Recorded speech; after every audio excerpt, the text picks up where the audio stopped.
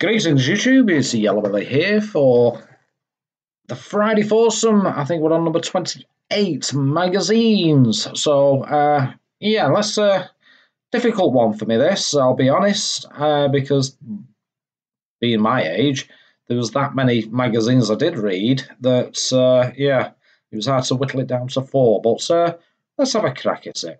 Here we go. Well, here we go. My first game is, of course, CMVG.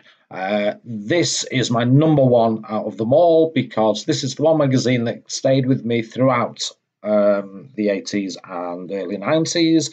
It's the one magazine I always got, and I actually got it from day one.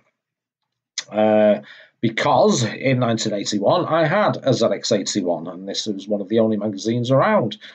Came in November, I think. Yeah, no one says that on there. Had the nice 3D logo, and the amazing thing about CMVG, if I can just get rid of that little image, is these things we had. Type-ins. Yes, we used to sit there 4 hours going through all these type-ins, typing it in, copying it into our computers, and we had our own games. So there's another one now. There's one for the Atari 400 or 800. It's a 60K one, excuse me. And yeah, see, all that. And you'd spend hours and hours and hours typing these in, and of course it wouldn't work. Usually the following month they'd print the edits to it, things that they got wrong. And they used to really cover a lot of different machines. I mean, there's one for the Sharp MZ80. The Apple II stuff in there as well. But yeah, this was our lifeline, really, and how to taught you how to program as well, really. What's this one? Magazine and E. There you go. That you win there you go, a prize for your programs, for your type-ins. So there you go. So yeah, what a great magazine it was, and as you know, it went on through well into the 2000s. I don't know if it's still going, but yeah, fantastic magazine, my number one, and I did do the type-ins, and yeah, it was my first entry really into computing. How old was I in 1981? I was 11, so there you go. My number one magazine, CMVG. Okay, my second choice is Popular Computing Weekly. Yes, this was a weekly magazine that I used to get from W.H. Smith's, and it started in '82, and I'm not sure how long it lasted, but yeah, this was more of an industry type magazine. It gave you various information about the industry. And of course, it had advertisements and that. What's going on in America? So yeah, Apple to unveil Mac laptop. This is '89. This issue, I think. But yeah, all about with various advertisements and things like that. And it was more into there's Silica. It was more for the industry than anything, and they did cover a couple of games, etc., what's coming out. And again, I used to get this one quite often because you had to wait a month for the other magazines. So this was always a way to, and it was in fact this magazine that introduced me to the Amstrad CPC. So I read an article in there about this new machine. There's good old Sir Clive. So yeah, it was more industry focused, but it was a great magazine.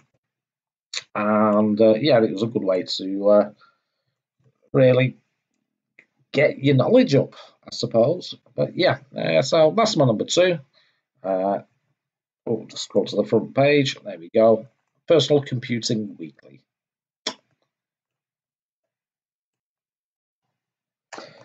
Okay, my next choice is Antics. I was going to choose Amstrad Action, but I decided not to because Chris has got that one covered. But I did used to get Antics as well. I was desperate for Amstrad stuff, especially later on in the years as it didn't appear as often in magazines.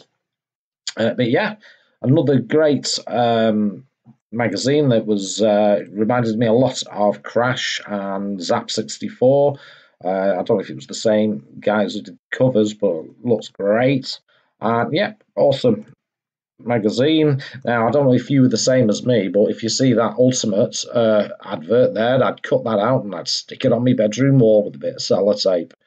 Uh, Used to love doing that, and my bedroom was absolutely covered in stuff like that. So yeah, Antics magazine, great little magazine. It was only £1 at the time. Obviously, as with most magazines, when they started having discs, and cover, cassettes, etc., the price would go up. But yeah, great magazine. I did have it. I did read it. So I'll choose that one for the Amstrad. And finally, here we go. It's the console magazine. I got into the consoles with the Mega Drive, obviously in '89, and it was, of course, Mean Machines, which covered all the consoles, including the GX4000, just in case you weren't sure. And yeah, what a great magazine this was. It was just for the consoles. There we go. Look, there's a few games there for the GX4000 in the contents.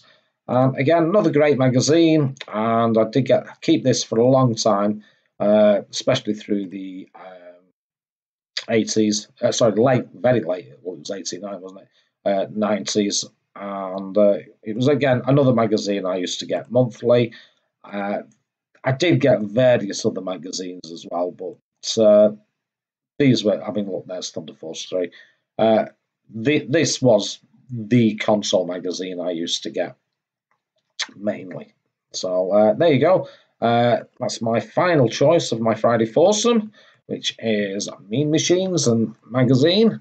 And yeah, that's it. So I hope that's okay. I'm sure hopefully there'll be some memories for everybody there as well, and maybe just slightly different slant on probably the same magazines that are going to keep coming up, especially with the tie-ins for me personally on CMVG, which is still my number one out of all magazines. I must see when they actually stopped trading, stopped selling. Yeah, some information on it. It's been really interesting actually, just going through the adverts even. I've been on archive.com, which is a website that has some of these magazines in them, so it's a good way to catch up on old magazines. And yeah, very enjoyable. Again, Sonova. So that's my 4 entries for the Friday foursome. Yellow belly out.